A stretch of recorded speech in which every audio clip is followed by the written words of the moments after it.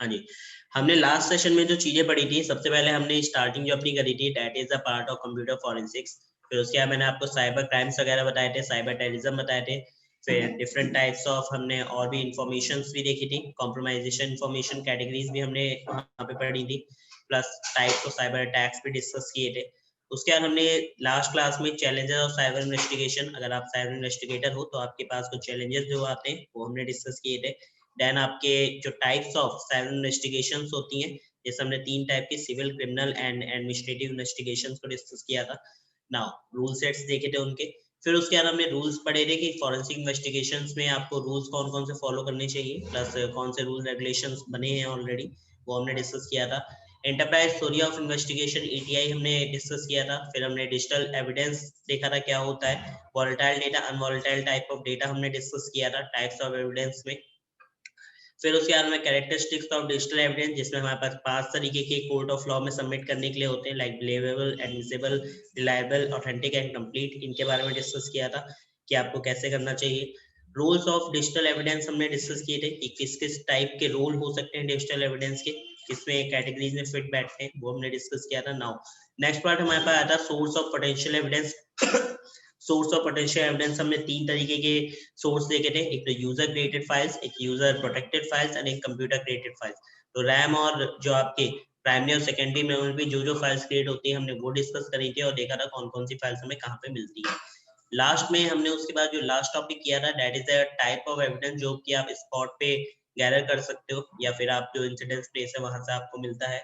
उन एविडेंस में हमारे पास कई टाइप के एविडेंस है, like hard disk, digital camera, modem, router, servers, plus printer, copier and fax machine, GPS, etc etc, right? So these are all the evidence, total 22 evidence हमने वहाँ पे discuss किए थे कि आपको ऑन द स्पॉट क्या क्या चीजें वहाँ से मिल सकती हैं। Clear that?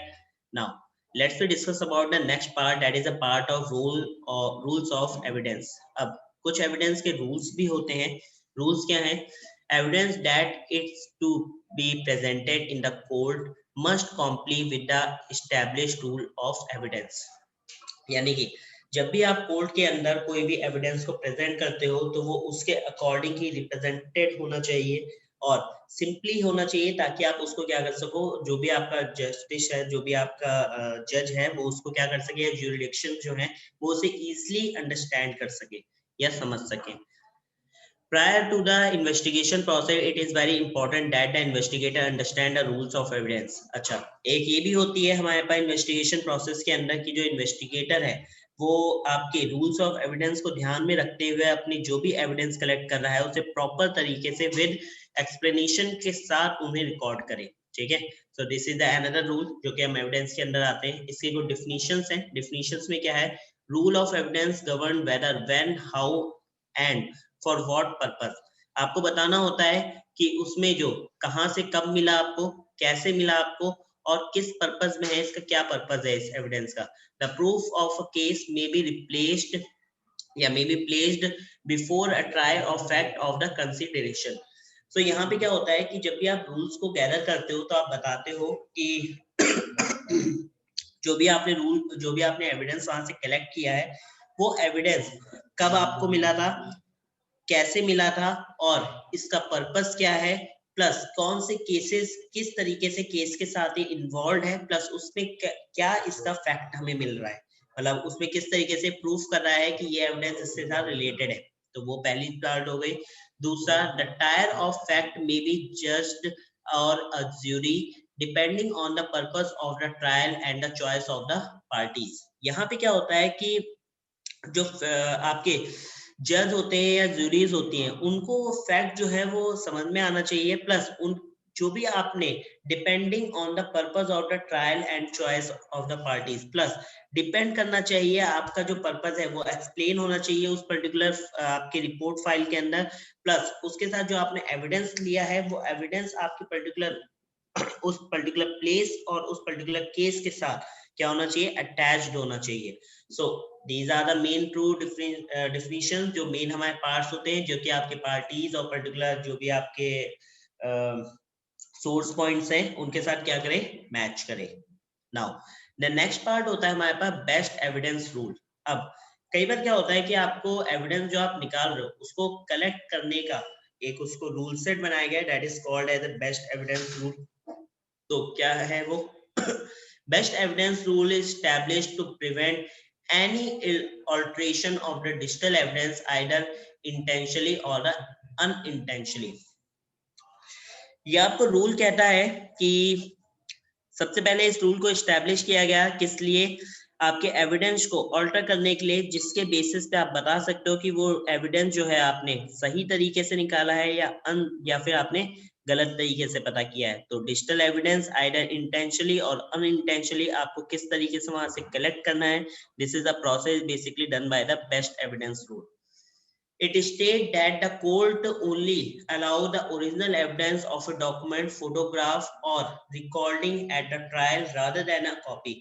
अच्छा, जब भी आप कोर्ट के अंदर सबमिट करोगे एविडेंस, तो वो उसकी ओरिजिनल कॉपी हमेशा सबमिट की जाती है। कोई भी उसकी फोटोग्राफ हो, डॉक्यूमेंट्स की फोटोकॉपीज हो या रिकॉर्डेड फाइल्स हो, उनको मान्यता नहीं मिलती है, कॉपी फाइल्स को नहीं मिलती है। अगर जो आपका ओरिजिनल एविडेंस है, समटाइम्स ओरिजिनल एविडेंस आपका डिस्ट्रॉय हो जाता है या किसी तरीके से उसमें कोई डेटा नहीं निकल रहा है या वो किसी क्रैश हो गया, उस केस में आप कॉपी उसकी सबमिट कर सकते हो, बट हैश मैच होनी चाहिए। अगर हैश मैच नहीं होते तो तब भी आपका क्या होगा, वहां पे डिजिटल एविडेंस जो है आपका वो ऑथराइज नहीं माना जाएगा। But the duplicate will be allowed as an evidence under the following condition. Duplicate केवल कुछ कंडीशंस में ही अलाउ है। कौन सी? लाइक क्रैश हो जाए, जैसे कि original evidence destroy due to fire and flood. अगर जल जाता है या बाढ़ में बह जाता है ओरिजिनल एविडेंस, तो आप उसकी डुप्लीकेट कॉपी को वहां पे दिखा सकते हो। Original evidence destroyed in the normal course of business, या फिर आपका नॉर्मल जो उसके बिजनेस डील्स चल रही हैं या फिर जो भी आपके लाइक टाइम पीरियड चल रहा है जिसके बीच में केस पूरा रन कर रहा है, उस टाइम पीरियड के बीच में अगर आपका एविडेंस किसी भी तरीके से डिस्ट्रॉय हो जाता है, तो उस केस में आप डुप्लीकेट वहां पे शो कर सकते हो। Original evidence in possession of the third party, या फिर आपका जो एविडेंस है वो थर्ड पार्टी के जैसे खो जाए या फिर उसके पास छूट जाए या किसी भी तरीके की थर्ड पार्टी एक्टिविटीज उसके अंदर इन्वॉल्व हो जाए, तो उस केस में आप अपना डुप्लीकेट एविडेंस को वहां पे शो कर सकते हो। But the hasher will be going to as the same one. अगर हैश मैच नहीं करते हैं उसके, तो उस एविडेंस को भी आपके मान्यता नहीं दी जाएगी, यानी उस एविडेंस को एक्सेप्टेबल नहीं होगा वो। तो मस्ट रिमेंबर दैट कि आपको ओरिजिनल एविडेंस ही वहां पे सबमिट करना है, बट डुप्लीकेट एविडेंस सबमिट करने के कुछ केसेस अलग अलग हैं। Clear that? Yes sir. Next होता है आपका फेडरल रूल ऑफ एविडेंस। अब एविडेंस को कलेक्ट करने के लिए एक फेडरल रूल बनाया गया है। ये फेडरल रूल आपको क्या बोलता है? These rule shall be construed to secure fairness in administration, elimination of unjustifiable expenses and delay promotions of growth.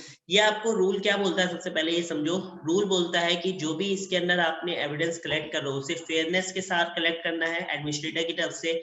Eliminations नहीं होनी चाहिए उसके अंदर, कोई भी अनजस्टिफाइबल एक्सपेंसेस यूज नहीं होनी चाहिए, कोई डिले ना हो उसके साथ में। प्रमोशंस ऑफ द ग्रोथ, ऐसा ना हो कि प्रमोशन में आप लग गए और उसके आपको मिल ही नहीं रहा evidence. Development of the law of evidence to the end that the truth may be ascertained and proceeding justly determined. So इस केस में क्या होता है कि फेडरल लॉ आपको बताता है प्रॉपर तरीके से कि जब भी आप कोर्ट ऑफ लॉ के लिए अपना कोई भी एविडेंस कलेक्ट करते हो, तो उस केस में आपका एविडेंस सिक्योरली फेयरनेस के साथ एडमिनिस्ट्रेशन की नजर में ही कलेक्ट करना चाहिए। कोई भी एलिमिनेशंस नहीं होनी चाहिए एविडेंस के साथ, प्लस कोई भी एक्सपेंसेस उस पर एक्स्ट्रा खर्च ना हो आपके। ये नहीं कि आपने उस एविडेंस को कलेक्ट करने के लिए कुछ अलग से ही खर्चे कर डाले, लाइक किसी परचेज ही कर डाला एविडेंस, तो ऐसा ना हो। आपके ये भी ना हो कि बहुत देर लग गई उसको कलेक्ट करने में और आपका जो केस है वो आगे बढ़ गया, तो उस एविडेंस का कोई रोल नहीं रहेगा। तो these are the things are basically giving you by the rule set of federal rule of evidence. ठीक है, सो फेडरल रूल के कुछ रूलिंग एविडेंस के कुछ पॉइंट्स हैं, वो क्या क्या है? सबसे पहले इफेक्ट ऑफ erroneous ruling। तो इसमें बताता है error may not be predicted upon a ruling। error यहाँ पे acceptable नहीं है आपकी, which exclude evidence unless the substantial right of the parties are affected या parties is affected। तो इसके अंदर क्या है कि आपके एक्सक्लूड नहीं होते हैं कौन से, अगर किसी भी कोई भी टाइप का एविडेंस जो है वो पार्टी की तरह से अफेक्ट हो जाता है तो उस केस में ये काम नहीं करता। Record of offer and ruling, the court में added any other or further statement which shows the characters of the evidence, the form in which it was offered, the objection made and the ruling thereon। कई बार क्या होता है कि दूसरा आपको बता रहा है रिकॉर्ड और ऑफर एंड रूलिंग, जो भी आपका एविडेंस है वो आपका रिकॉर्डेड होना चाहिए, प्लस रूल सेट्स के अकॉर्डिंग ही होना चाहिए, प्लस उसके ऊपर रूल्स चलते हैं अलग अलग, प्लस आप उसमें ऑब्जेक्शंस भी कर सकते हो डिफरेंट टाइप, लाइक आप उससे क्रॉस क्वेश्चंस कर सकते हो। अगर वो एविडेंस आपका रिकॉर्डेड है तो आपको सबमिट करना होगा पहली चीज। तो these are the things is basically done in the part of rules of evidence of written rule part 2। Next आपका आता है hearing of jury. Hearing of jury में आपको पता चलता है कि प्रोसीडिंग शैल बी कंडक्टेड, ये प्रोसीजर चलता रहता है, and to the extended of practicable so as to prevent inadmissible evidence from being justed to the jury by any mean, such as making a statement and offer of proof or asking question in the hearing of jury। तो आप यहाँ पे क्या करते हो कि jury जो है वो आपका प्रॉपर तरीके से क्वेश्चन आंसर्स के बेसिस पे आपके एविडेंस को कलेक्ट कर सकती है, आपके बेसिकली क्रॉस क्वेश्चंस के बेसिस पे कलेक्ट कर सकती है, प्लस आपने जो एविडेंस सबमिट किया है उसकी जो प्रॉपर स्टेटमेंट्स हैं या रिकॉर्ड फाइल्स या रिपोर्ट फाइल्स हैं उनके बेसिस पे उनको क्या करती है, ध्यान से सुनती है। नेक्स्ट होता है प्लेन एरर। यहाँ क्या है, nothing is the rule precludes taking notice of the plain error affecting substantial right although they were not brought to the attention of the court। so इस वाले पार्ट में क्या है, ऐसा नहीं होता, nothing in this rule precludes taking notice of plain errors. अच्छा, अगर किसी भी टाइप के आपको कोई एरर्स वहां पे आती हैं और आप उसके लिए किसी भी टाइप का कोई वो नहीं देते हो, क्या कहते हैं, एक जैसे कि एक पर्टिकुलर नोटिस नहीं आप वहां पे सबमिट करते हो, तो उस केस में आपको एक रूल कोर्ट की तरफ से एक नोटिस मिलता है जिसमें आपको विद इन ए टाइम अपना जो प्रॉपर एविडेंस है उसे सबमिट करना होता है। अगर आप नहीं करोगे तो वो केस आपके हाथ से जा सकता है या आपके हाथ से उस पर्टिकुलर पॉइंट पे आप हार सकते हो। तो मेक श्योर कि फेडरल रूल जो आपको बोलता है कि आपको अपना जो एविडेंस है वो सिक्योरली फेयरनेस एडमिनिस्ट्रेशन की हेल्प से, एडमिनिस्ट्रेशन नहीं हो उसके अंदर डिले ना हो, बस ज्यादा प्रमोशंस में उसके कोई ग्रोथ ना पड़ी हो। ठीक है, तो ये सारी चीजें आपको याद रख के अपने एविडेंस को कलेक्ट करना होता है। नाउ नेक्स्ट पार्ट आपका आता है फॉरेंसिक रीडीनेस। ये है forensic readiness, it's a process, पहली चीज समझ लो, it's a complete technique of process जिसके अंदर हम क्या करते हैं, हमें बताया जाता है कि आप अपने एविडेंस को कैसे इफेक्टिव वे में कलेक्ट कर सकते हो, वो आपको पता चलता है फॉरेंसिक रीडीनेस की हेल्प से। ठीक है, सो डिफिनेशंस के लिए forensic readiness refer to an organization availability to make optimal use of digital evidence in a limited time period या limited time period and with the minimal investigation cost। Forensic readiness आपको बताती है कि जिस भी organisation को ये दिया जाता है एविडेंस को क्या करने के लिए, प्रॉपर तरीके से इन्वेस्टिगेट करने के लिए, वो उसमें ऑप्टिमल यूज, कम से कम उस ओरिजिनल एविडेंस का यूज करेगा, लिमिटेड टाइम पीरियड के लिए उसके पास रहेगा और मिनिमल इन्वेस्टिगेशन कॉस्ट में उसको इन्वेस्टिगेट करके देगा। This is a process basically giving you by the forensic readiness method. तो यहाँ पे फॉरेंसिक रीडीनेस मेथड यूज किया जा रहा है, इसमें तीन चीजें मेन है, एक तो लिमिटेड टाइम है, दूसरा आपका प्रॉपरली ऑप्टिमल यूज, कम से आपको पूरी तरीके से उसे यूज करना है, प्लस कम से कम टाइम में करना है और मिनिमम कॉस्ट के अंदर उसको आपको प्रॉपर तरीके से एविडेंस को कलेक्ट करना है। दूसरा, इसके कुछ बेनिफिट्स हैं। बेनिफिट्स क्या हैं? Fast and efficient evidence investigation with minimal breakdown of the business. अगर आप फास्ट एंड एफिशिएंट इन्वेस्टिगेशन करते हो तो उसमें क्या होता है, आपके ब्रेकडाउन्स बहुत कम होते हैं ताकि आपको कम बिजनेस आवर्स या कम बिजनेस डेज के अंदर आप उसको क्या कर पाते हो, कंप्लीट कर पाते हो। Provide security from cyber crimes such as intellectual property theft, fraud and extortion. अगर आप आप सिक्योरिटी प्रोवाइड करते हो इसमें साइबर क्राइम्स की तरफ से, जिसमें क्या होता है, जो प्रॉपर्टी थेफ्ट है या फ्रॉड है या एक्सटॉर्शन है उसके केसेस ना बने। Offer structured storage of evidence that reduce expenses या expense and the time of an investigation। इसमें आपको ऑफर स्ट्रक्चर प्रोसीजर यूज किया जाता है जिसकी हेल्प से हम एक्सपेंसेस को रिड्यूस करते हैं और टाइम को कम से कम टाइम में ज्यादा इन्वेस्टिगेशन को डन करते हैं। इम्प्रूव लॉ इन्फोर्समेंट इंटरफेस, आप इसके अंदर इम्प्रूव कर सकते हो जो लॉ इन्फोर्समेंट एजेंसीज है उनके जो मेथड्स होते हैं उनको इम्प्रूव कर लेते हो अगर क्रिमिनल इन्वेस्टिगेशन कर रहे हो तो। easy identification of evidence related to the potential crimes, आसानी से आइडेंटिफाई किया जा सकता है एविडेंस को जो कि रिलेटेड होता है पोटेंशियल क्राइम्स से, यानी कि आपके जो क्राइम सीन्स है या पर्टिकुलर जो क्राइम हुआ है उससे।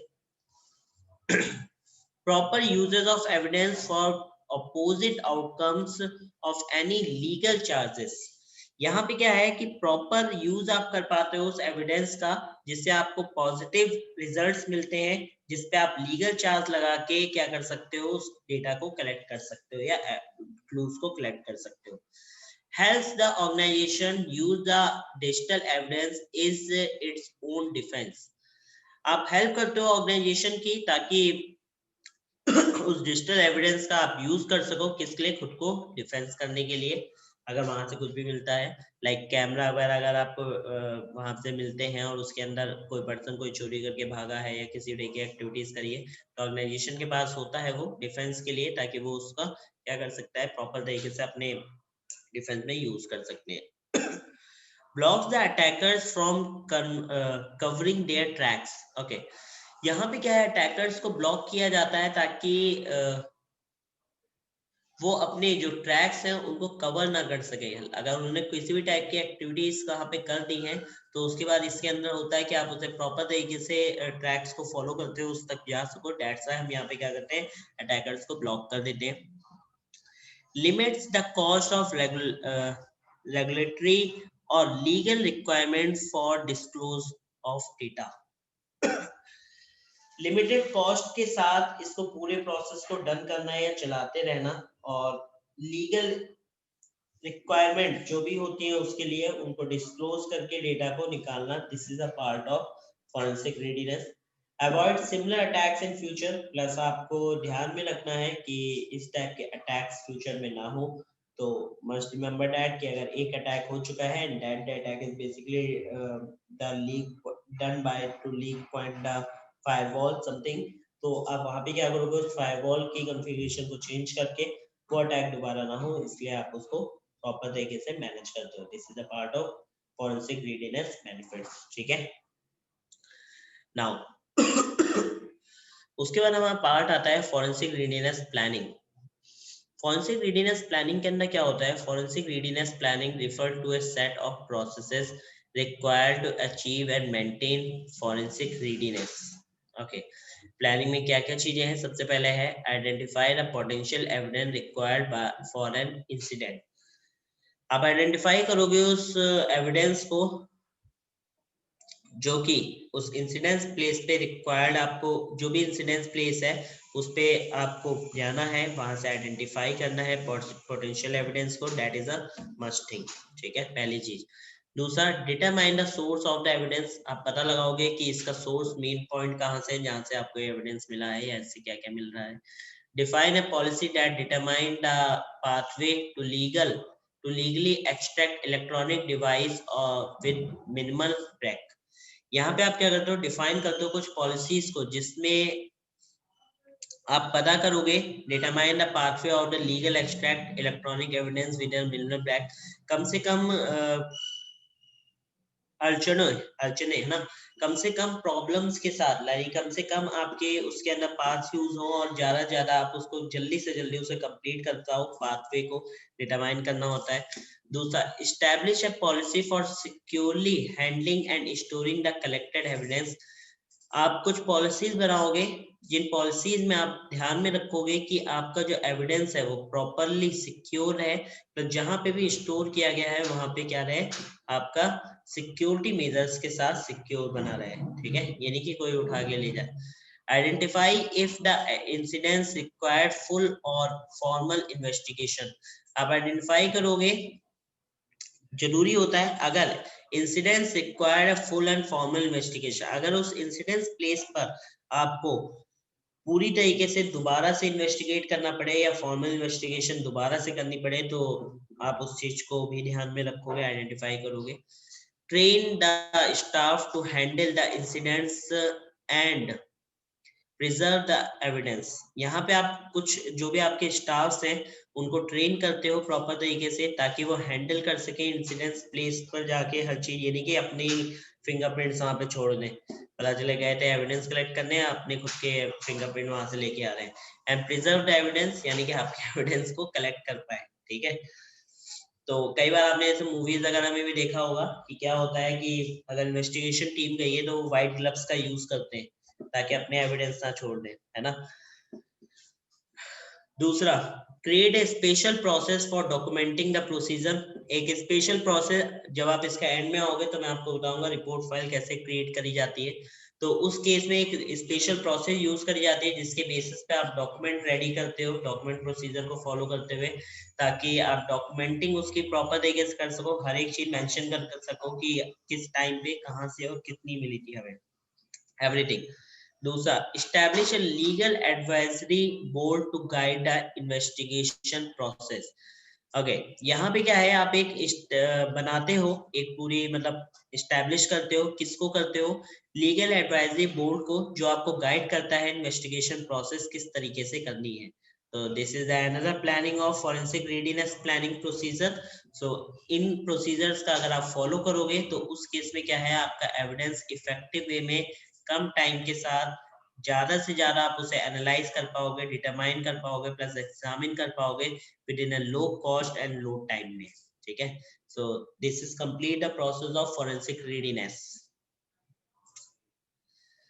ओके, नेक्स्ट आपका पार्ट आता है computer forensic as a part of incidents resource response plan.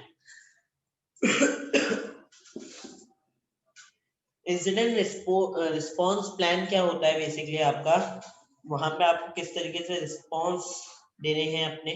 तो incident response is a process responding to incident that may be occurred due to the security breach in the system or a network। तो आपको बताना पड़ेगा कि ये incident जो है वो किस वजह से हुआ है। तो आप बताते हो कि वहां पे सिक्योरिटी ब्रीच हो सकते हैं, या नेटवर्क में हो सकते हैं, या सिस्टम में हो सकते हैं। इसके सबसे मेन पॉइंट्स क्या है, goal is to handle the incidents in a way that minimize the damage and reduce recovery time and cost। इसका सबसे पहला गोल होता है कि आप हैंडल करो इंसिडेंट प्लेस को और फॉलो करो, ताकि आप मिनिमाइज यानी कि मिनिमल वे में चीजों को कम से कम डैमेज करते हुए ज्यादा से ज्यादा डेटा रिकवर कर सको रिड्यूस टाइम के अंदर और कम कॉस्ट में। तो सबसे मेन पॉइंट ये है कि आपको ध्यान रखना है कि जब भी आप डिजिटल एविडेंस को कलेक्ट कर रहे हो या किसी भी टाइप का आप इंसिडेंट प्लेस पे जाते हो, तो वहां पे चीजें आपके जैसे डैमेज ना हो, प्लस आप उसके अंदर से कम टाइम के साथ कम कॉस्ट में ज्यादा से ज्यादा डेटा को रिकवर कर सको। That is also the part, that is the goal of incident response plan. Next होता है आपका role of an incident response professional includes identifying how breach occurred. तो आपको इसके अंदर एक रोल अपना सेट करना है इंसिडेंट रिस्पांस प्रोफेशनल्स के थ्रू, जो आपको बताएंगे, आइडेंटिफाई करेंगे कि ये जो ब्रीच है ये हुआ कैसे है। How to locate the method of breach, कौन सा मेथड यूज किया गया था इस पर्टिकुलर नेटवर्क या सिस्टम को ब्रीच करने के लिए, सिस्टम को ब्रीच करने के लिए, and how to mitigate the breach, plus इसको किस तरीके से डन किया गया था। सो या ये कैसे वर्किंग प्रोसेस में लाया गया। सो ऑल पूरा एक इन्वेस्टिगेट करना कि उस, अगर एक तरीके से कहा जाए तो चोर की तरीके से या जिसने क्रिमिनल की तरीके से सोचना कि उसने क्या क्या किया होगा, कैसे किया होगा, एक रफ आइडिया लगाना।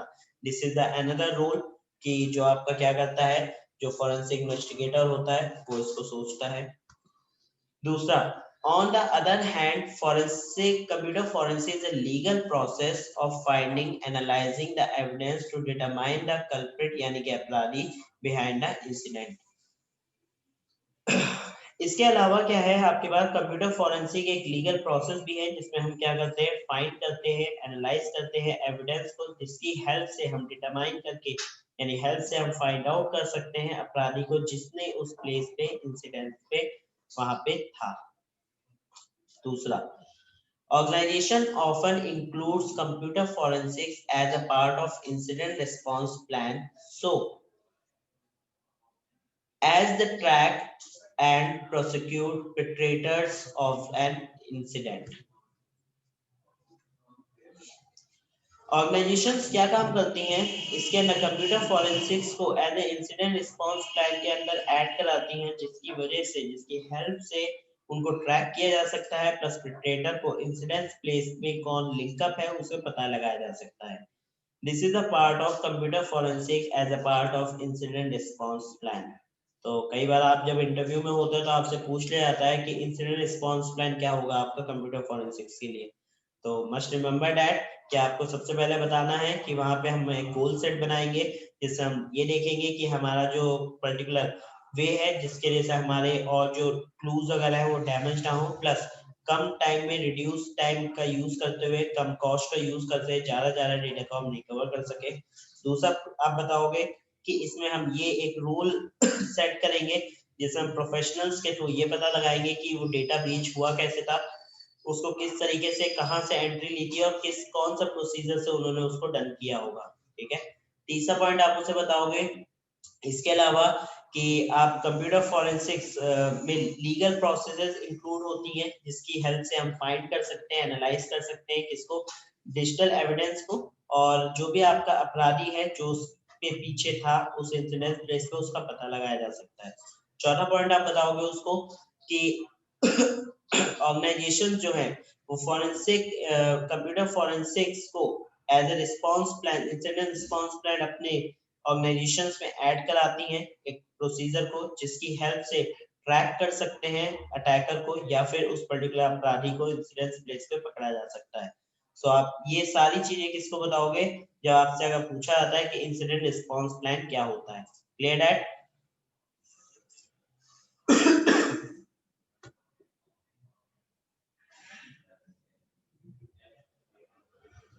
नाउ नेक्स्ट पार्ट आपका आता है that is the need of forensic investigator. अब हमें फॉरेंसिक इन्वेस्टिगेटर की नीड क्यों है, मेन चीज ये आती है ना.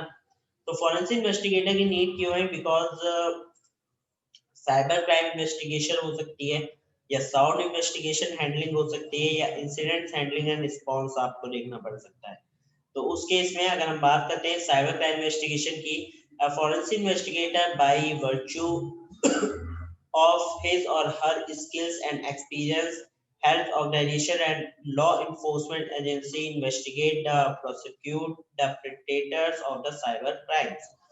So कई बार क्या है, जैसे मैंने आपको साइबर क्रिमिनल इन्वेस्टिगेशन बताई थी, तो क्राइम इन्वेस्टिगेशन अगर किसी भी टाइप की होती है तो उस केस में क्या होता है, फॉरेंसिक इन्वेस्टिगेटर्स की स्किल्स जो है, एक्सपीरियंस उसका, प्लस ऑर्गेनाइजेशन को कैसे हेल्प कर रहा है, प्लस लॉ एनफोर्समेंट एजेंसी किस तरीके से उसको हैंडल कर रही है, that are all the things is basically done by the investigator. So वो कई चीजें इसके अंदर ऐड हो जाती हैं. साउंड एविडेंस हैंडलिंग की अगर हम बात करें, if a technical inexperienced person examine a computer involved in a crime, अगर कोई भी एक टेक्निकल पर्सन है बट वो इनएक्सपीरियंस्ड है या अनएक्सपीरियंस्ड पर्सन है, एग्जामिन कर रहा है आपके कंप्यूटर्स को जिसमें साइबर क्राइम में जो इन्वॉल्व है, it will mostly certainly result in the rendering and evidence found inadmissible in the court of law.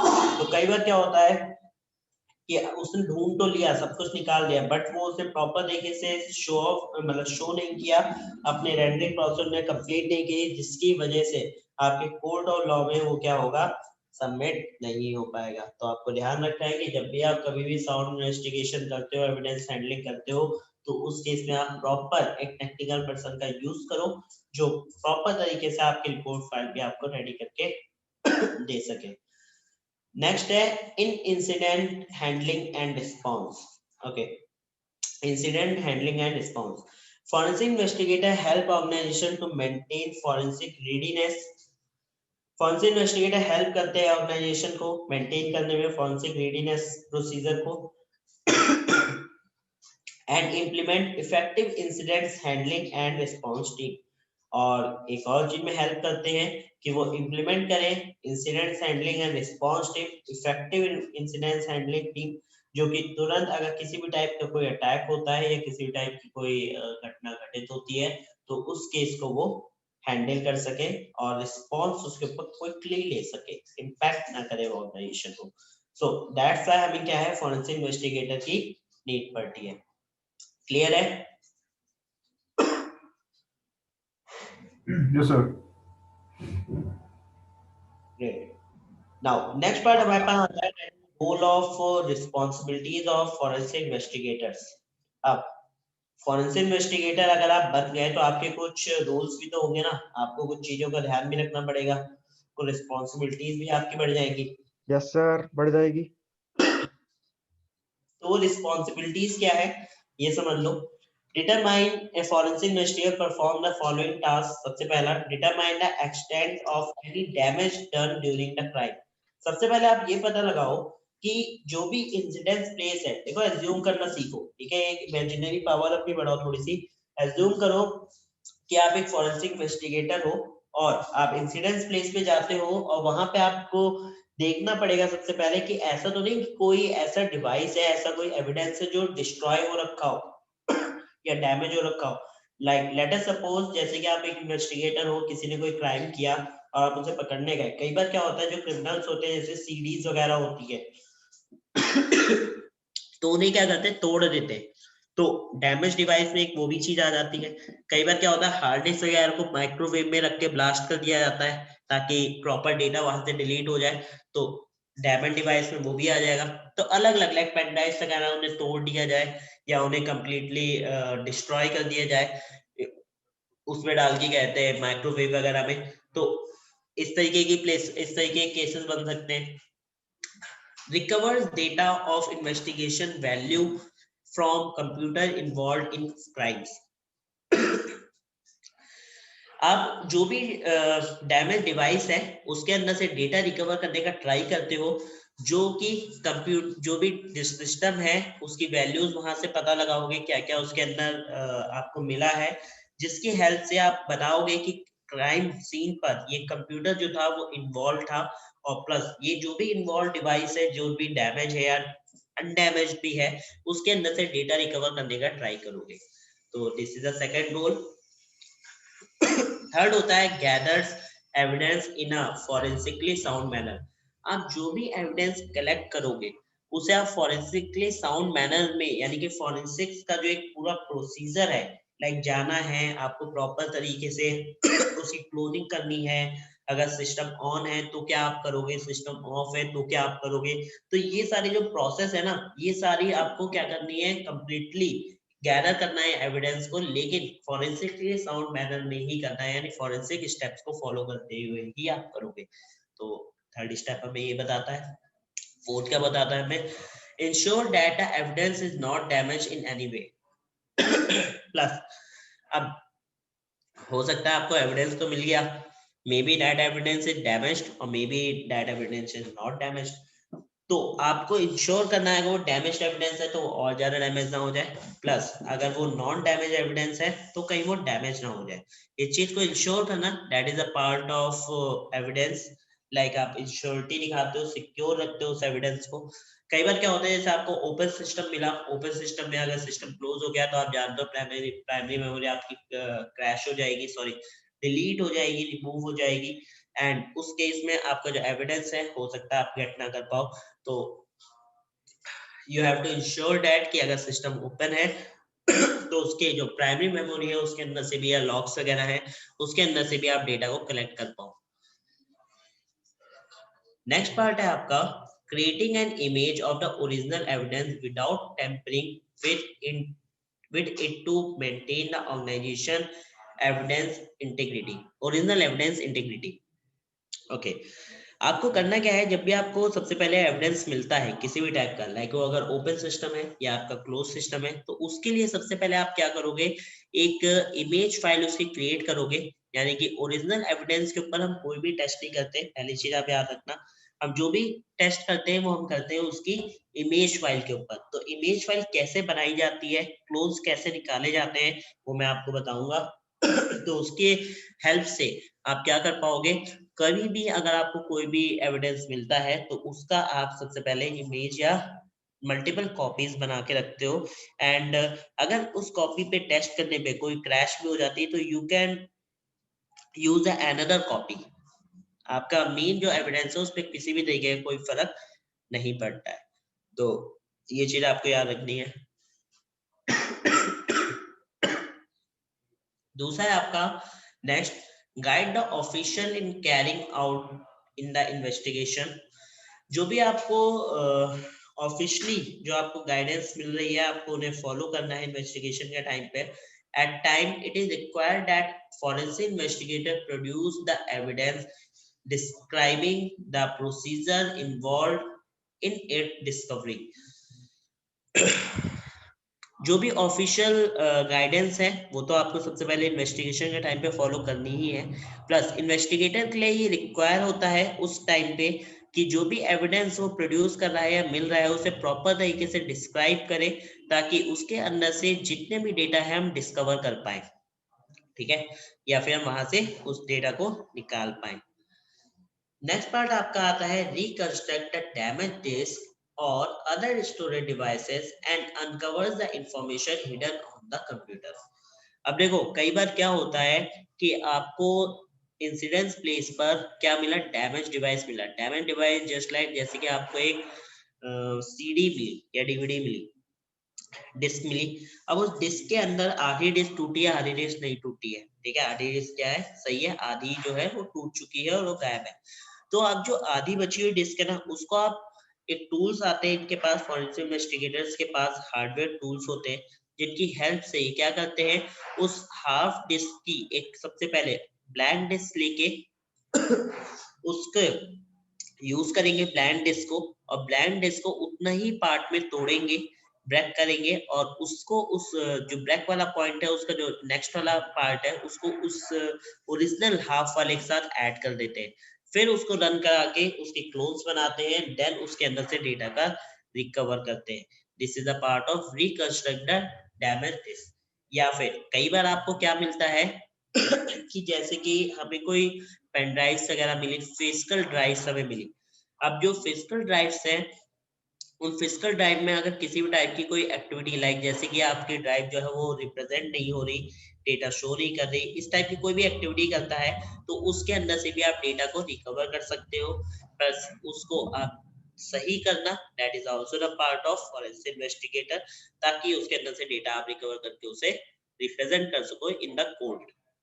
Sir पर इतना तो रेयर केस में ही होता होगा, कौन सा? मतलब ब्रोकन डिस्क वगैरह को रिपेयर करके पूरा डाटा क्लोन करना। तो पूरा डेटा तो क्लोन नहीं हो सकता, बिकॉज अगर मैंने जैसे एग्जांपल दिया तुमको, सीडी का एग्जांपल दिया, that is a broken CD, right. तो वो जो ब्रोकन सीडी है हाफ ऑलरेडी टूटी हुई है, तो जो हाफ पार्ट है वो तो आपको नहीं मिलने का ना, बट जो हाफ वाला पार्ट है उसके अंदर से काफी हद तक आप डेटा निकाल सकते हो। लाइक अगर मैं मान के चलता हूँ हाफ वाले पार्ट में 100% डेटा है, तो you will collect at least 80 to 90% data. कुछ डेटा तब भी लॉस्ट होगा, बट स्टिल आप 80 to 90% डेटा वहां से भी कलेक्ट कर पाओगे। तो that is a huge amount of data, right. अगर कुछ भी उसके अंदर है, मुझे मिला जैसे कि उसके अंदर कोई ट्रोजन टाइप के कोई सॉफ्टवेयर थे यस सर। और कुछ डाला था, कनेक्शन बनाए थे लॉग से, तो जो ही वो पूरी फाइल डिलीट हुई हो सकता है उसका आधा पार्ट डिलीट हुआ और आधा पार्ट रह गया हो, तो मैं उस आधे पार्ट की हेल्प से भी काफी कुछ पता लगाया जा सकता है, सर राइट। पर ये होता तो मतलब रेयर केस में होगा ना, इतनी इन्वेस्टिगेशन फर्दर तो।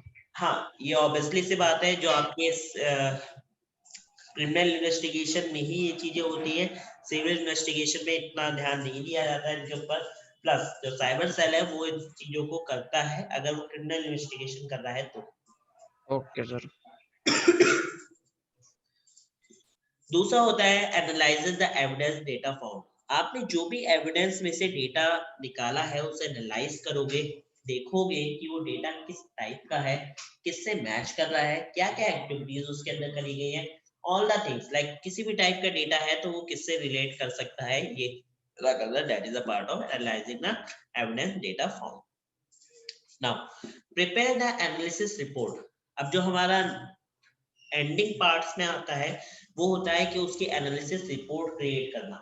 तो एनालिसिस रिपोर्ट कैसे क्रिएट करते हैं, क्या क्या चीजें उसके अंदर मेंशन करी जाती हैं, वो चीजें भी आप सीखोगे, वो चीजों को भी आपको बताऊंगा कि किस तरीके से आप उस एनालिसिस रिपोर्ट को क्रिएट कर सकते हो, प्लस उसे कैसे गेट कर सकते हो। Clear that? लास्ट पार्ट आपका है update the organisation about various attack methods and data recovery techniques. आप उस ऑर्गेनाइजेशन, अगर ये चीज किसी ऑर्गेनाइजेशन पे की गई है तो आपको ध्यान रखना है कि आप उस ऑर्गेनाइजेशन को अटैक से प्रोटेक्ट करो, प्लस उसके अंदर डेटा रिकवरी टेक्निक्स को लोड करो and maintain the record of them, और हर चीज का रिकॉर्ड मेंटेन रखो following A variant of the methods of documents regularly. Plus जो भी आपके डॉक्यूमेंट्स हैं उनको आप प्रॉपर तरीके से डेली के डेली एनालाइज करते रहो कि इसमें किसी टाइप का कोई कोड तो नहीं इन्वॉल्व है, प्लस वो प्रॉपर तरीके से आपका हर चीज सही से चल रही है या नहीं चल रही है, प्लस इसके अंदर कोई network analysis, traffic analysis part भी आता है, कई सारे पार्ट्स आते हैं, तो वो सारी चीजें आपको ऑर्गेनाइजेशन के ऊपर सेट करनी होती है जिससे आप उसे इन फ्यूचर सेम अटैक से प्रोटेक्ट कर सको। ठीक है? Okay sir. तो ये अच्छा एक और है, last one, that is addresses the issues in the court of law and attempt to win the case by testify in court। आप उन जो भी इश्यूज हैं उन्हें मेंशन करते हो रिपोर्ट फाइल के अंदर, उन्हें सबमिट करते हो कोर्ट के अंदर, जिसकी हेल्प से आप उस केस को जीत सकते हो किसके अंदर, कोर्ट में। तो that is the last point जो कि आपके किसके अंदर आता है, आपके कंप्लीट प्रोसेस जो हम करते हैं किसके, फॉरेंसिक इन्वेस्टिगेटर्स के रूल्स एंड रिस्पॉन्सिबिलिटीज में। Clear that? Now yes sir. इसके बाद आपका आता है what makes a good forensic investigator. आप कंप्यूटर फॉरेंसिक इन्वेस्टिगेटर अच्छे तरीके से कैसे बन सकते हो, ठीक है? तो इसके भी कुछ डेफिनेटली रूल्स एंड रेगुलेशंस होंगे, कुछ अलग अलग पार्ट्स होंगे। So now we are going to discuss about these things. Okay, so what makes a good computer forensic investigator. ऐसी क्या चीजें हैं जिनका यूज करके एक फॉरेंसिक इन्वेस्टिगेटर एक अच्छा फॉरेंसिक इन्वेस्टिगेटर बन सकता है ना? तो सबसे पहले है interviewing skill to gather much information about the case from client और विक्टिम, विटनेसेस एंड सस्पेक्ट। सबसे पहला होता है कि उनको इंट्रोगेट करना, इंट्रोगेट करके किस किस को, विक्टिम को, विटनेस को, सस्पेक्ट्स को जो भी आपको मिले हैं, या क्लाइंट्स जो है उन सबको इंट्रोग्रेट करके ज्यादा से ज्यादा इंफॉर्मेशन गैदर करना। ठीक है? तो this is the first step कि इंट्रोगेशन पावर आपकी अच्छी होनी चाहिए। दूसरा, research skill is know the background and activities pertaining to the client and victim, witness and suspect। जो आपकी रिसर्च चल रही है, जो आपकी प्रॉपर एक तरीके से उस केस के लिए जो आप प्रॉपर एक टेक्निक यूज कर रहे हो, जो जो चीजें आपको मिली हैं वो सारी चीजें आप बैकग्राउंड में करते रहोगे और उनको ऐसे प्रिटेंड करोगे इनके सामने कि वो सारी चीजें हो रही हैं। ठीक है? दूसरा, maintain perfect accuracy of the test perform and their records.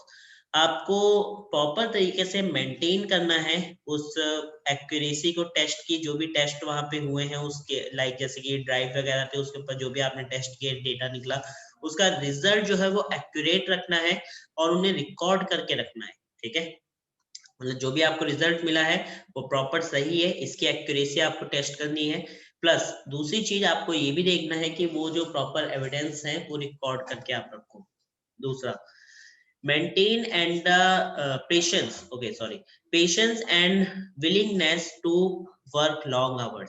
आपके पास पेशेंस लेवल आपका हाई होना चाहिए, प्लस आप काफी ज्यादा अपने काम के प्रति कैसे होना चाहिए, लाइक विलिंगनेस आपके अंदर ज्यादा होनी चाहिए, आप काम ज्यादा कर सको और घंटों आप काम कर सको। ये नहीं कि आपकी जो वर्किंग आवर्स, जैसे आप फॉरेंसिक इन्वेस्टिगेटर हो, आपको 6 घंटे की शिफ्ट है आपकी, तो आपने 6 घंटे काम किया और आप सीधे घर चले गए। अगर केस सॉल्व नहीं हो रहा तो आप हो सकता है आपको 24 घंटे भी काम करना पड़े, तो आप करो।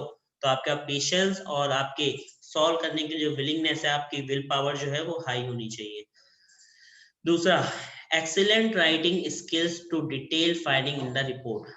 आपकी राइटिंग स्किल्स अच्छी होनी चाहिए ताकि आप रिपोर्ट फाइल बेटर तरीके से क्रिएट कर सको, जो भी आपको डिटेल्स मिल रही है एविडेंस से प्लस उस पर्टिकुलर इंसिडेंस प्लेस से। Next, strongly analytical skills to find the evidence and link it to the suspect।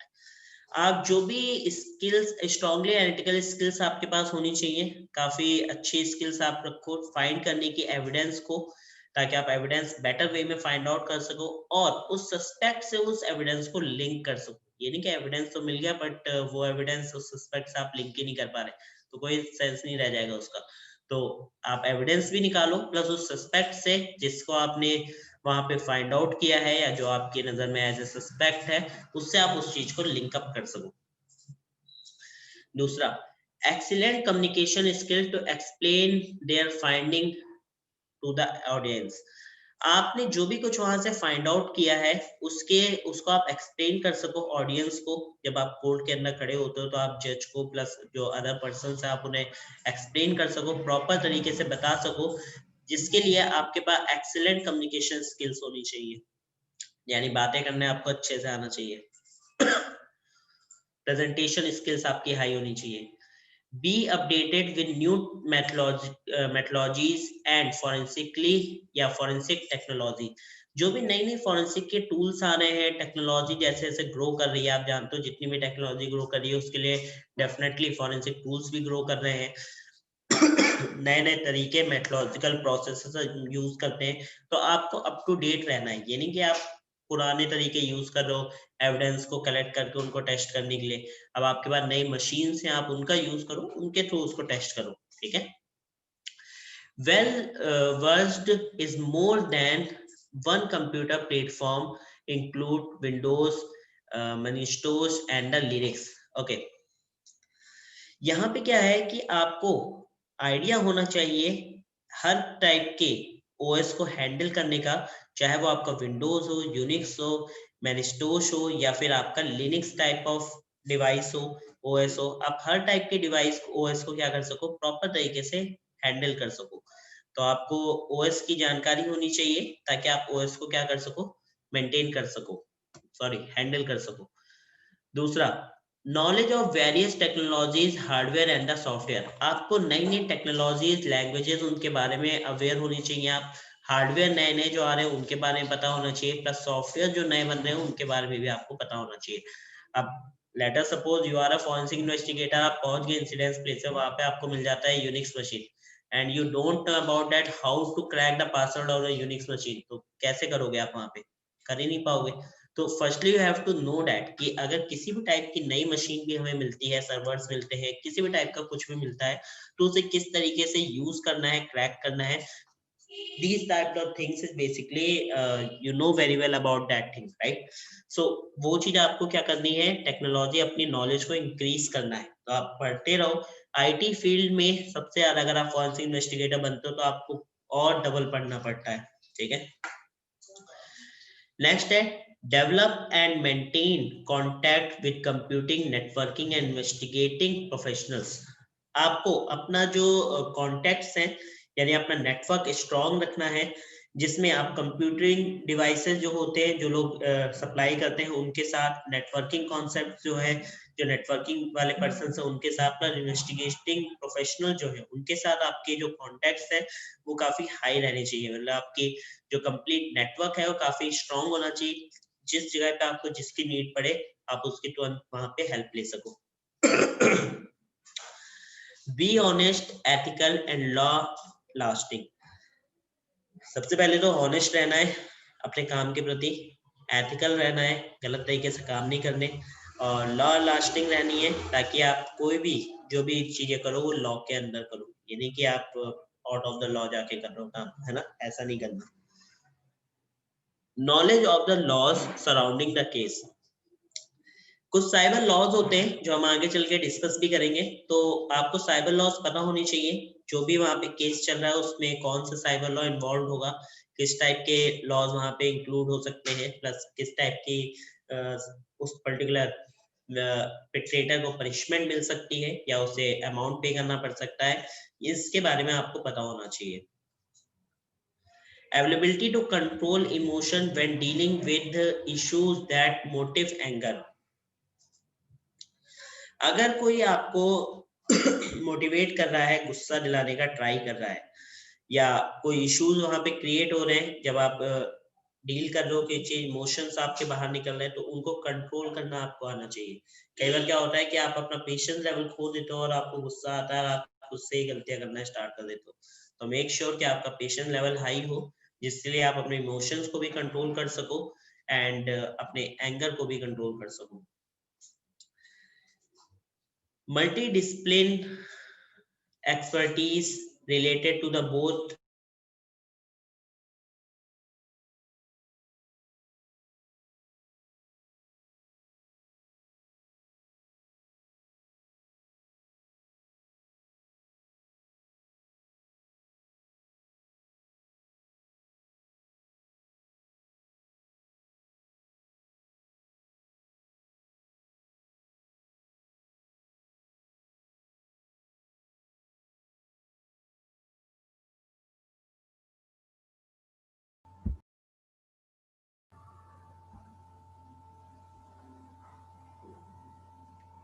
Sir आपकी आवाज, अरे म्यूट कर गए सर। तो अरे सर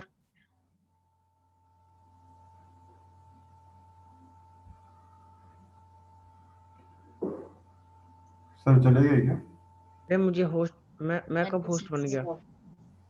सर निकल गए हैं। नेटवर्क इश्यूज की वजह से डिस्कनेक्ट हो गया शायद। हाँ, वेट कर लेते हैं फिर।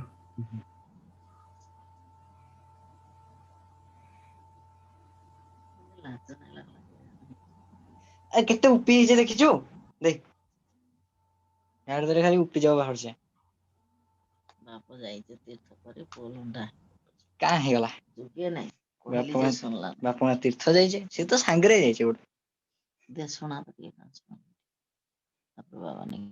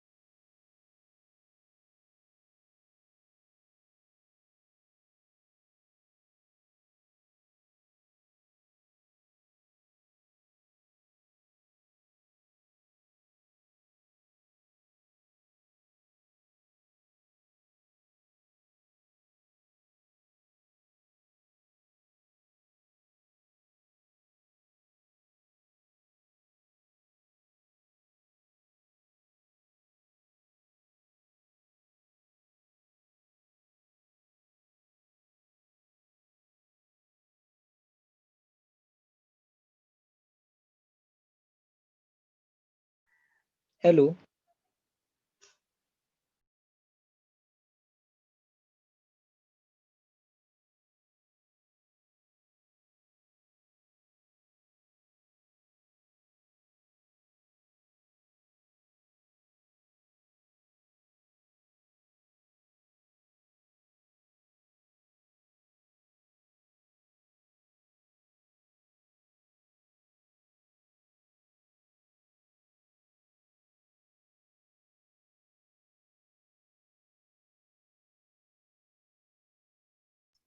अरे आए नहीं सर अभी, कहाँ रह गए सर? कोई इश्यूज है शायद। सर का नंबर है किसके पास? नंबर तो है भाई, पर ढूंढना पड़ेगा, सेव नहीं कर रखा। ठीक है ठीक है। ग्रुप वगैरह नहीं किया है क्या सर ने आ रहे बैच का? होंगे, वो नेट वगैरह का इशू बता रहे थे ना, ग्रुप नहीं आ पाई। हाँ, ग्रुप कर लेते तो अच्छा होता। बार बार शेयर करना नहीं पड़ता ना, एक टाइम में हो जाता। चलो।